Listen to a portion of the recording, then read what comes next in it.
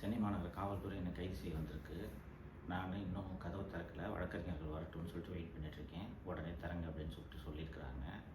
ஒரு 1 மாதம் முன்னாடி அக்டோபர் எண்டில் ஒரு சம்மன் ஒன்று வந்துச்சு ஆதம்பாக்கம் ஸ்டேஷன்லேருந்து. நீங்கள் இந்த வழக்குக்கு வாங்க அப்படின்னு சொல்லிட்டு. அது என்ன வழக்கு அப்படின்ட்டு எடுத்து பார்த்தா, ரெட் அண்ட் ஃபாலோ அப்படின்ட்டு ஒரு படத்தோட தயாரிப்பாளர் புருஷோத்தமன் என்பவர்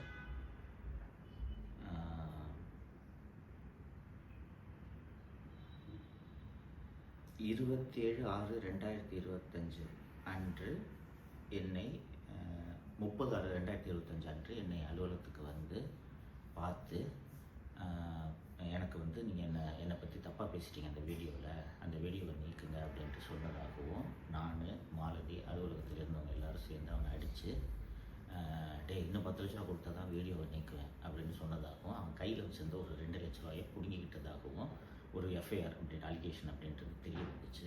உடனே நான் அந்த சம்மனுக்கு பதில் சொல்லும் விதமாக, இது முழுக்க பொய் வழக்கு, இப்படி ஒரு சம்பவமே நடக்கலை, நீங்கள் சொல்கிற அந்த புருஷோத்தமன் யாரோ வரவே இல்லை, இதை என்னோடய விளக்கமாக ஏற்றுக்குங்கன்னு சொல்லிட்டு ஒரு பதில் கடிதம் நான் அனுப்பிச்சிட்டேன்.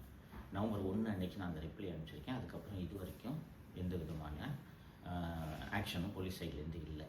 நேற்று நைட்டு சென்னை மாநகர காவல்துறை ஆணையர் திரு அருண் அவர்கள் பினாமி நிறுவனத்தின் மூலம் ஏகப்பட்ட முதலீடுகளை செய்திருக்கிறார் என்ற விவரங்களை வெளியிட்டதும் விடிகாத்தாலே இதே வழக்கில் கைது செய்யறதுக்கு வந்திருக்கிறாங்க.